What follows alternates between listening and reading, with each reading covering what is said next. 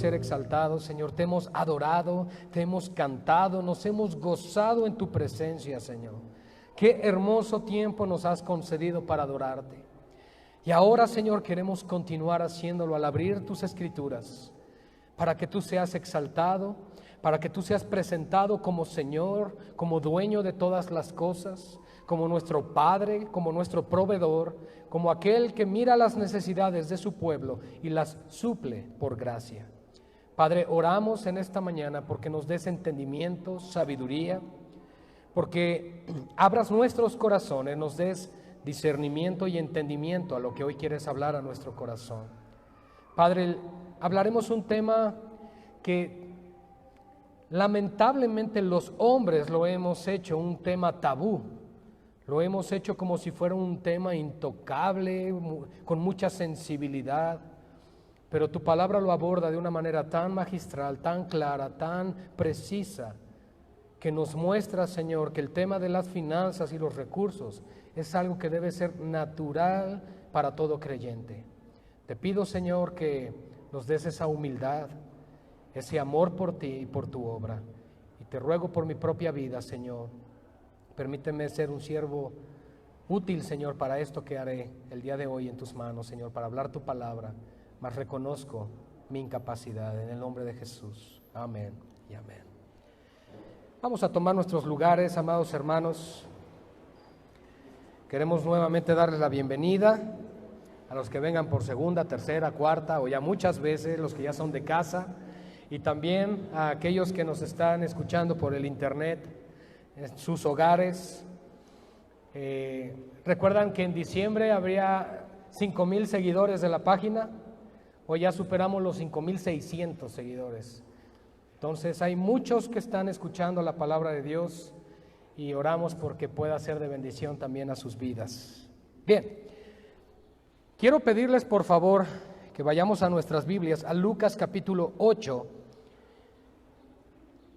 La semana pasada, durante nuestra primera parte de esta enseñanza, abordamos el tema de la mayordomía bíblica de cada creyente, comprendiendo que todo le pertenece a Dios y Él lo ha depositado en las manos de cada uno de nosotros según la capacidad que Él nos dio. Recuerden, Dios nos da de acuerdo a la capacidad que somos capaces, valga la redundancia, para poder administrar las cosas que Él nos da, para que lo administremos y lo usemos con humildad, con sabiduría y para su gloria.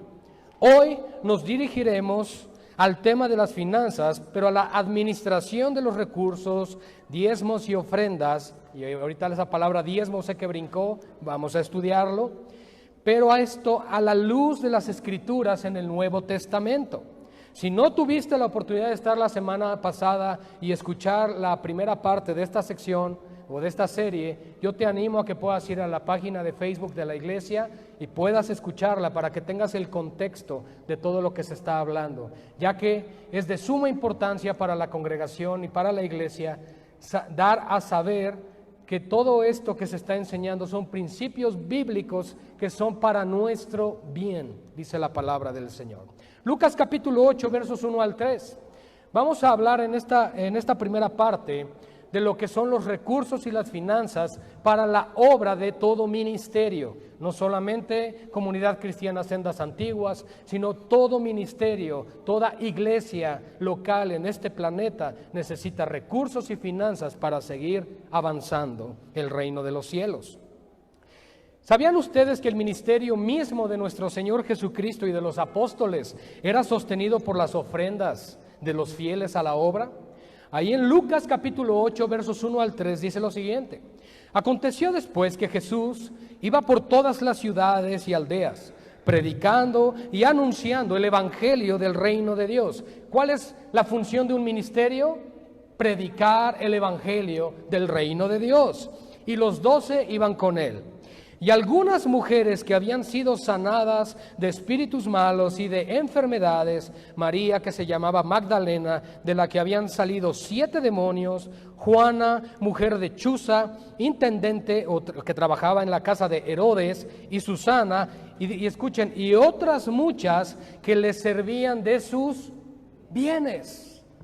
Esto es importante resaltar, amados hermanos, porque mientras nuestro Señor Jesucristo cumplió con su ministerio en este planeta, en esta tierra, como hombre durante 3 años y medio, Él todo el tiempo enseñó, todo el tiempo predicó. Él nunca cesó de cumplir con la obra del Padre.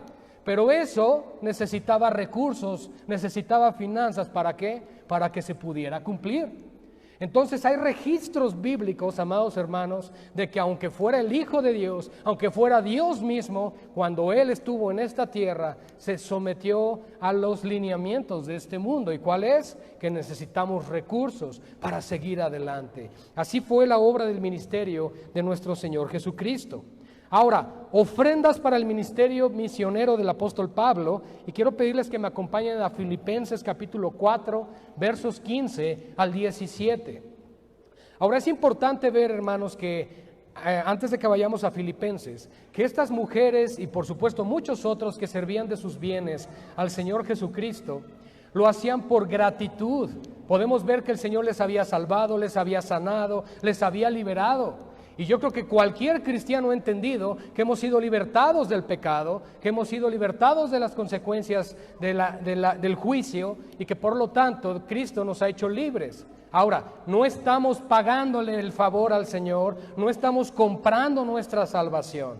Eso es algo muy importante recordar, sino que más bien, como lo enseñamos la semana pasada, nuestros recursos fungen o sirven para una función muy precisa, que es poder seguir predicando el Evangelio para que otros puedan venir al conocimiento del Señor como nosotros algún día lo hicimos.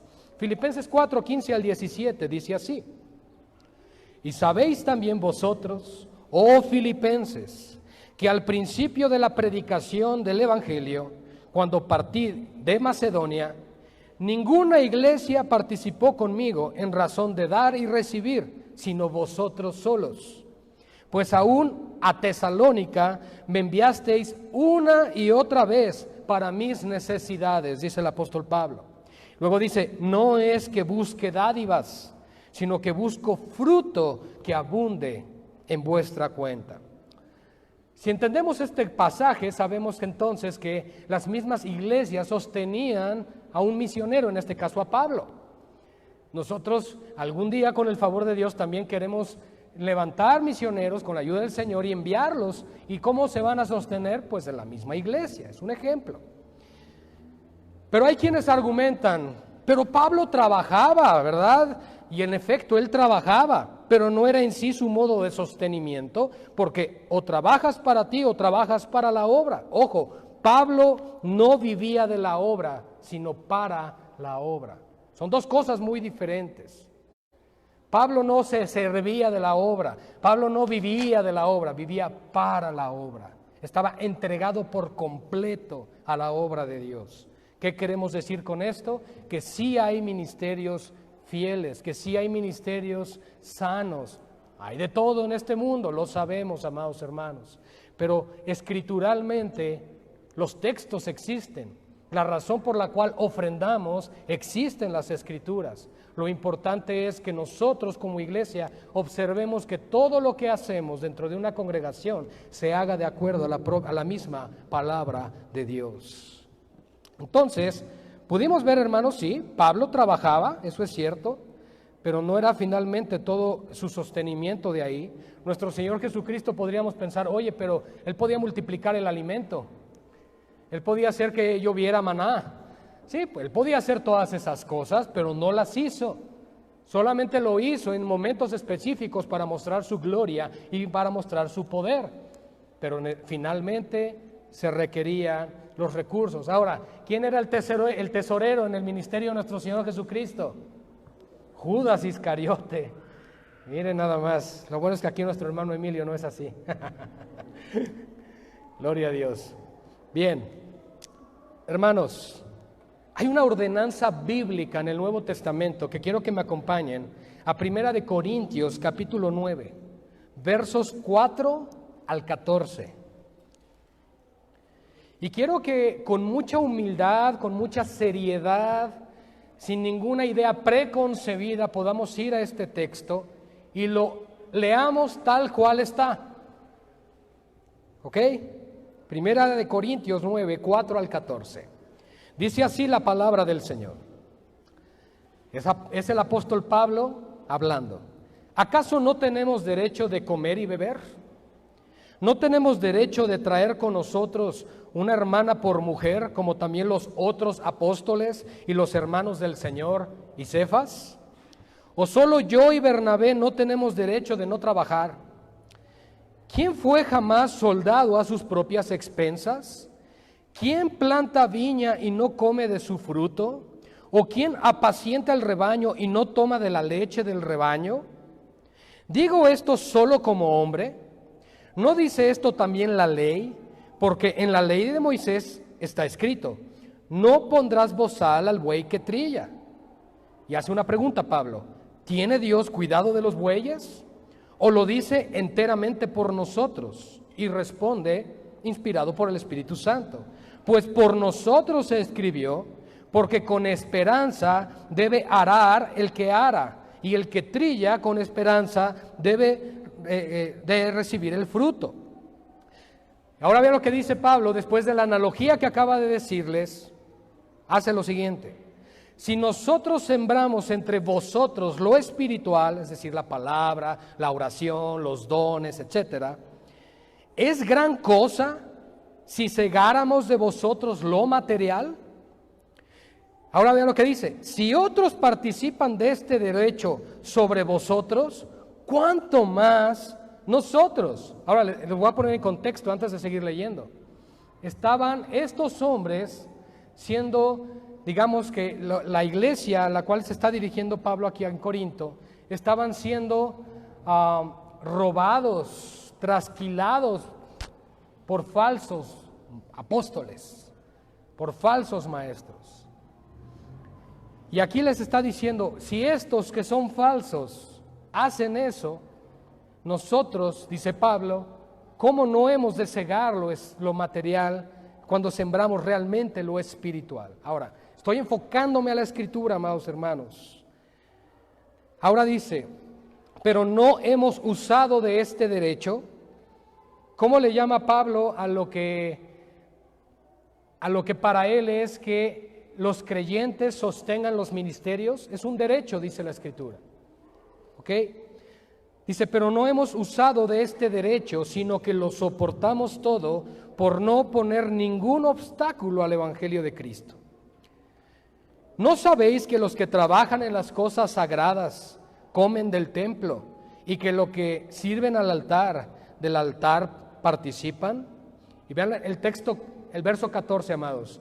Así también ordenó el Señor a los que anuncian el Evangelio que vivan del Evangelio. Este es uno de los textos más manipulados el día de hoy. Es uno de los textos que más se utiliza para lucrar con la fe del pueblo de Dios. Pero esto no quiere decir que no sea un texto bíblico y que no sea una ordenanza directa del Señor Jesucristo.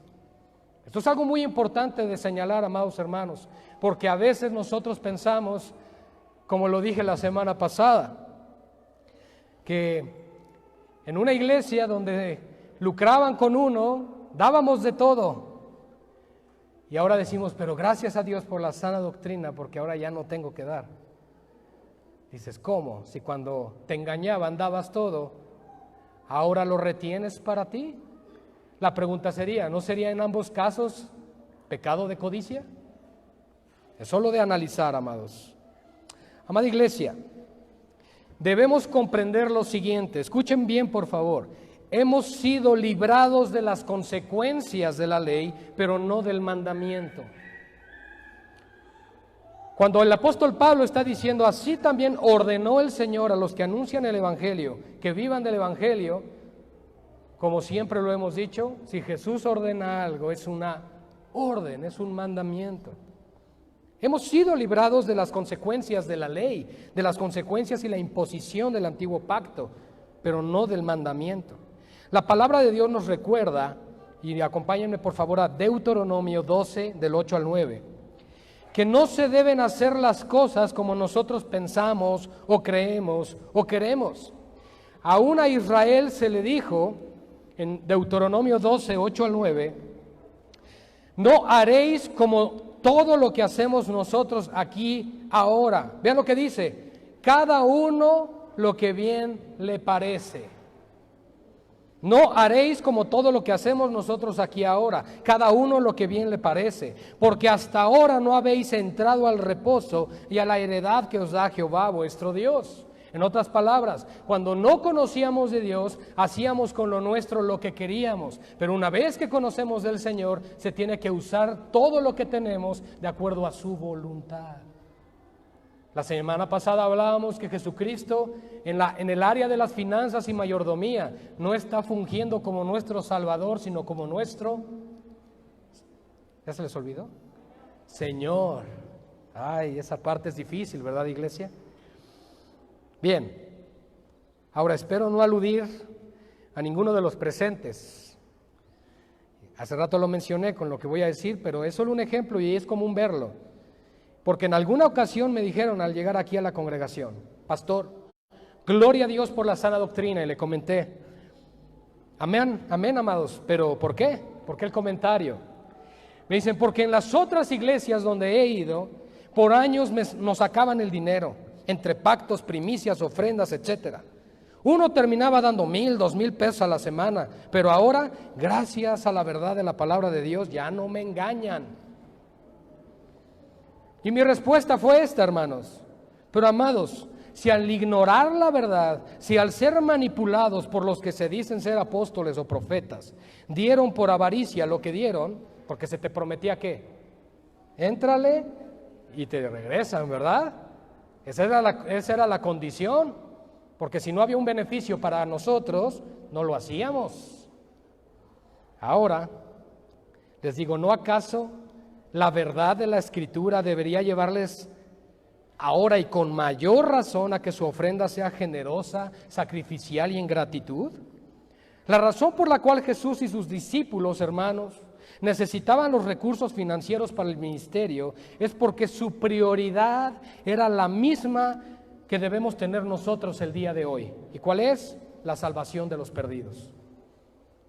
Los recursos se necesitan para ir y predicar el Evangelio, hermanos, para tener un lugar para predicar el Evangelio, para recibir a la gente, para discipularla, para encaminarla, para que los dones que Dios les da se puedan comenzar a trabajar y sirvan para la gloria de Dios. Para eso sirve lo que ofrendamos, hermanos.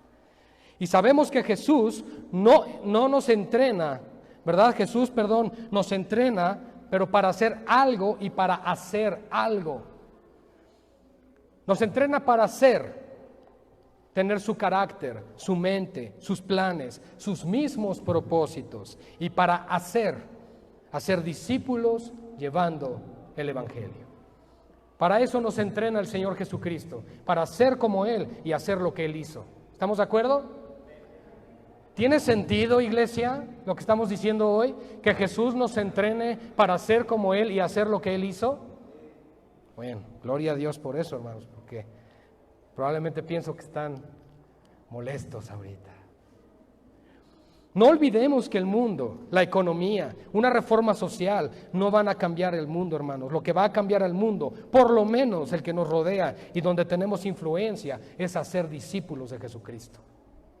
Eso es lo que realmente va a cambiar. Y como punto número 2 quiero ver ahora los principios de administración y entrega de nuestras ofrendas bajo el nuevo pacto.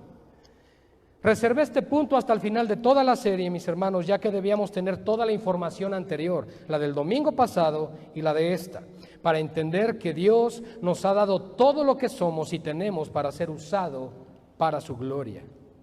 Vamos a ver el primer punto que creo que es importante y probablemente hoy quieren todos escuchar, es el diezmo en el nuevo pacto. ¿Qué papel tiene el diezmo en el Nuevo Testamento? ¿Han escuchado hablar de la palabra diezmo? ¿Sí? ¿Alguien no? Sí, ¿verdad? Sí, cómo no, claro que lo hemos oído. Ahora yo quiero hacer una pregunta, hermanos. ¿Alguien aquí está en contra del diezmo para aquellos que vivimos bajo el nuevo pacto? Ya no saben si sí o no. Sí, no. Sí, no, tal vez, quién sabe. ¿No? Ok. Como estudiosos críticos de la palabra de Dios, les pregunto a los que probablemente estén en contra, probablemente alguien nos está viendo y está en contra. La pregunta es, ¿estás en contra del diezmo porque lo que deseas es dar más del 10% de tus ingresos? O sea, ¿por eso estás en contra? ¿Estás ofrendando semanalmente el 11 o el 15 o más de tus ingresos?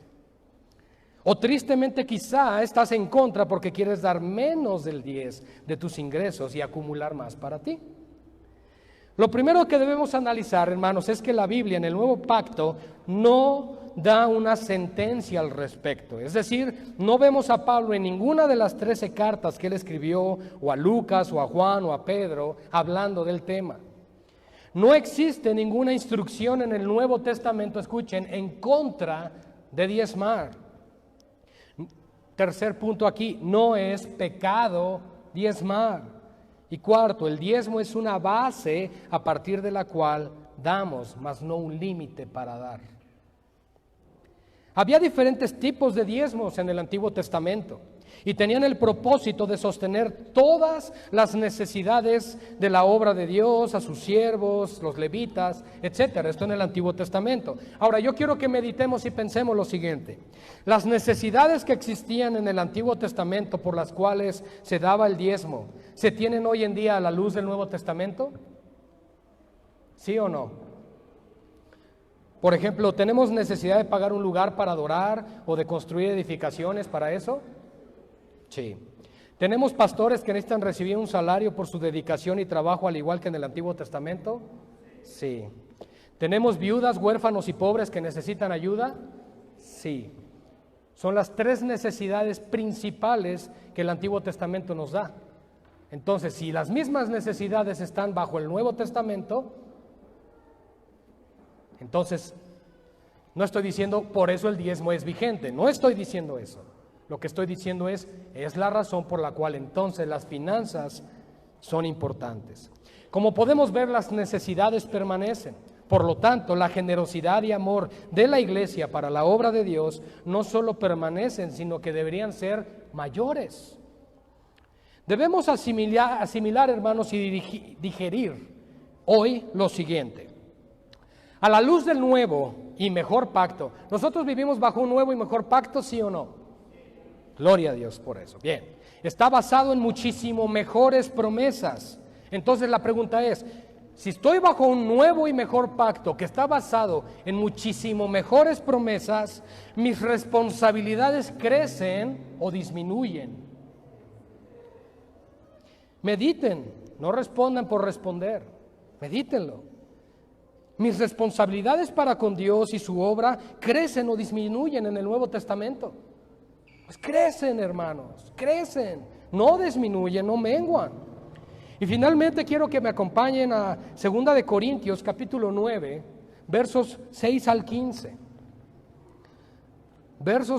Capítulo 9, versos 6 al 15 de 2 de Corintios.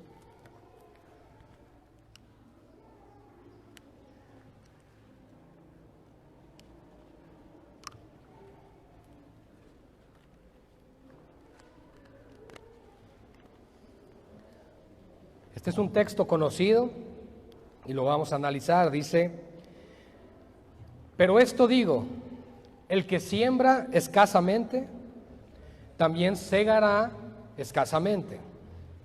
Y el que siembra generosamente, generosamente también segará. Cada uno dé como propuso en su corazón, no con tristeza, ni por necesidad, porque Dios ama al dador alegre.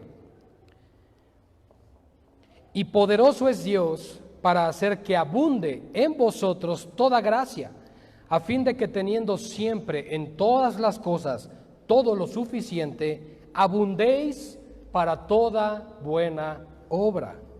Como está escrito, repartió, dio a los pobres, su justicia permanece para siempre. Ahora vean lo que dice. Y el que da semilla al que siembra y pan al que come, proveerá y multiplicará vuestra sementera y aumentará los frutos de vuestra justicia. Estoy en el Nuevo Testamento, ¿ok? para que estéis enriquecidos en todo para toda liberalidad, la cual produce por medio de nosotros acción de gracias a Dios.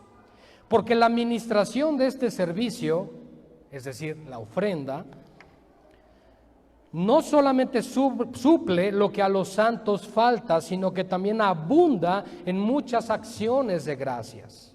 ¿A quién? A Dios. Pues por la experiencia de esta administración glorifican a Dios por la obediencia que profesáis al Evangelio de Cristo y por la liberalidad de vuestra contribución para ellos y para todos. Asimismo, en la oración de ellos por vosotros, a quienes aman a causa de la superabundante gracia de Dios en vosotros. Gracias a Dios por su don inefable. Verso 6, el famoso principio de la siembra y la cosecha. ¿Es bíblico? Sí es bíblico. La Escritura nos dice que Dios nos va a prosperar, que Dios nos va a bendecir. Pero a medida que nosotros también sembramos en su obra. Dar como se propuso en el corazón, no con tristeza y no por necesidad. Verso 7, pues Dios ama al dador alegre. Lo voy a ver más adelante eso. Dios nos recuerda también en el versículo 8 que Él es poderoso para suplir, pero como lo hemos venido aprendiendo, para poder también abundar en toda buena obra. Y quiero que quede claro nuevamente para los que no estuvieron la semana pasada, toda buena obra y abundar en esta gracia no solamente son nuestras ofrendas en la iglesia, sino con todo el que nos rodea en necesidad. Ahora la semilla, verso 10, la semilla Dios la da. Si pueden prender los ventiladores se los voy a agradecer. No tú y no yo podremos decir, es mi dinero, es mi trabajo, es mi negocio, es mi talento, es mi sagacidad para los negocios, son mis dones. Pero Dios nos dice, todo es mío. Así que lo que sembremos así que lo que sembremos, es decir, la semilla en este contexto, nuestras ofrendas, es de Dios. Y nos dice además que si la sembramos, Él la seguirá proveyendo y multiplicando. Así que el que da semilla al que siembra y pan al que come, proveerá. ¿Sí me explico? Es algo cíclico, por decirlo así. Es bíblico.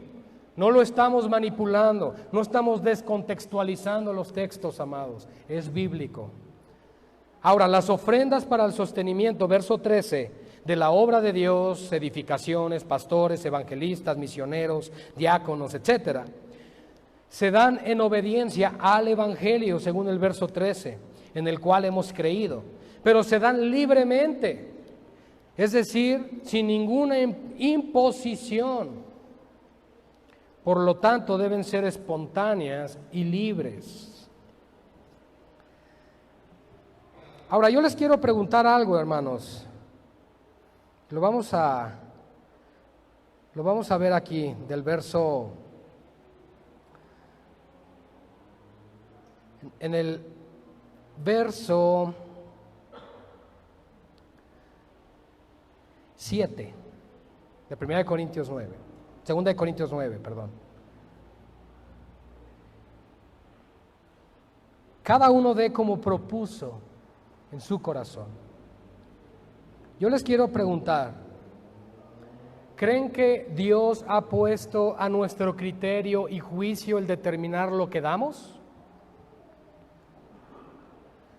¿No acaso el corazón, enseña la Escritura, que es engañoso, es perverso? Si yo doy como propongo en mi corazón, no doy. Es la verdad.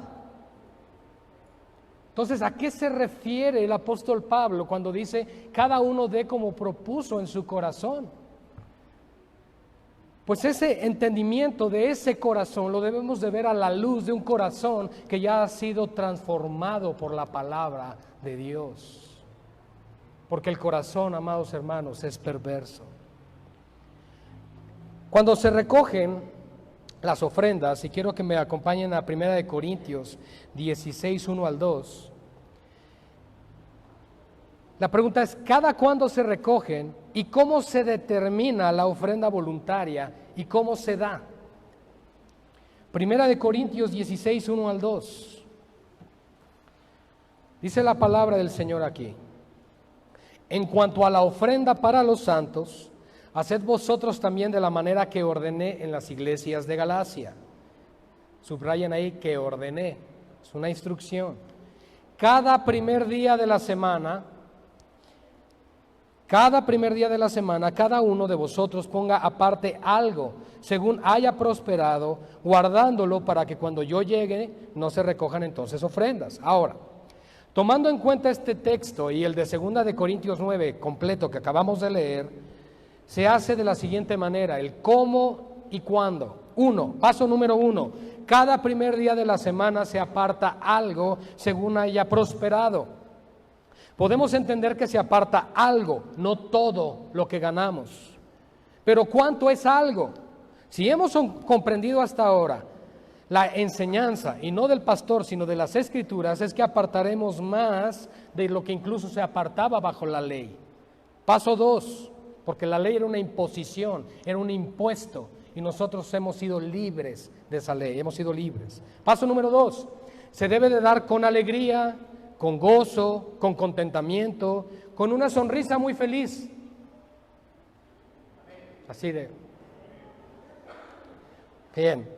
No se da por tristeza, es decir, no se da a la fuerza. Y mucho menos no se da por necesidad, es decir, para que Dios me dé más porque lo necesito, entonces doy. Hay que entender muy bien estos puntos. Y paso 3, vamos a darlo el primer día de la semana, pero como proponemos en nuestro corazón. Ya había comenzado a hablar de esto, pero es un punto muy importante y es relevante entenderlo, porque esto cambiará tu forma de pensar con respecto al dar para la obra de Dios.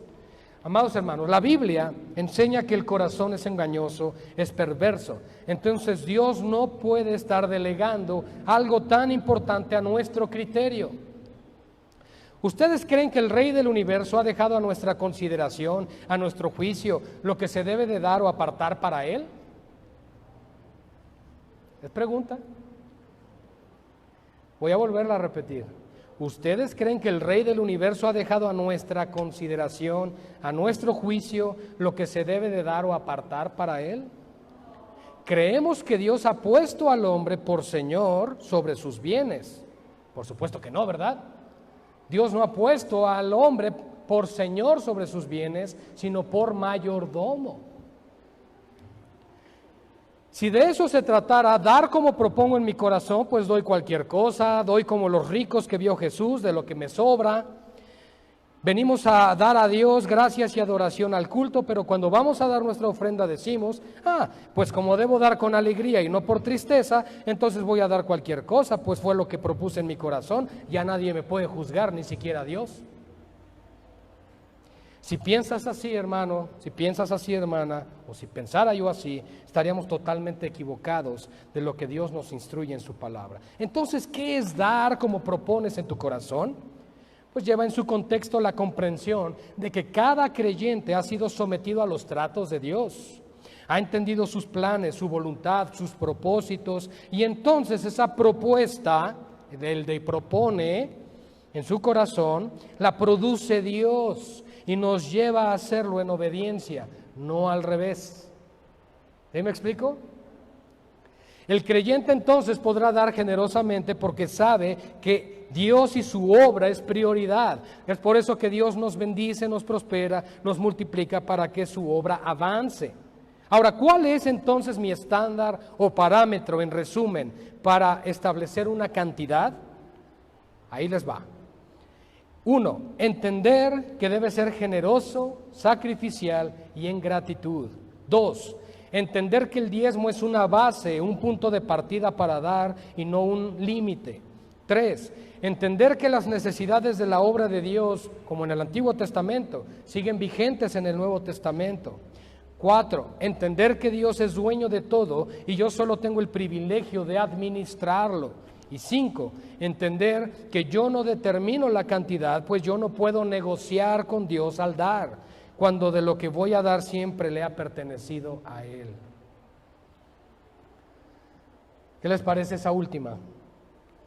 Entender que yo no determino la cantidad, pues yo no puedo negociar con Dios al dar, pues entiendo que lo que voy a dar siempre le ha pertenecido a Él. Conclusión, amados. Sé que esta enseñanza a los que aman a Dios les ayudará para bien. Eso dice la Escritura. Y sabemos esto, que a los que aman al Señor, todas las cosas les ayudan para bien. ¿Saben, iglesia, son temas complicados a veces de dar porque se tocan muchos puntos sensibles. Pero yo creo que Dios quiere llevarnos a un entendimiento bíblico al respecto, para que nuestro corazón no esté afanado ni aferrado a las cosas de este mundo, sino en su obra. Ahora, nos servirá para bien esta enseñanza, pero no para endeudarse con el mundo por cosas que no necesitamos, sino para que entonces administremos los bienes de Dios y le honremos siempre en obediencia con nuestras ofrendas. Y cierro con la siguiente frase, amados. Si el avance de la obra de Dios es lo más importante y prioridad para mi Señor Jesucristo, y los recursos con los cuales Él me bendice y provee deben ser puestos según lo aprendido para su gloria, entonces a partir del día de hoy, también para nosotros, la prioridad de Dios debe ser también nuestra prioridad. Amén. Gracias a Dios. Sé que es un tema difícil, pero tenía que darlo. Vamos a orar, hermanos. Padre, yo te agradezco en esta mañana por esta palabra.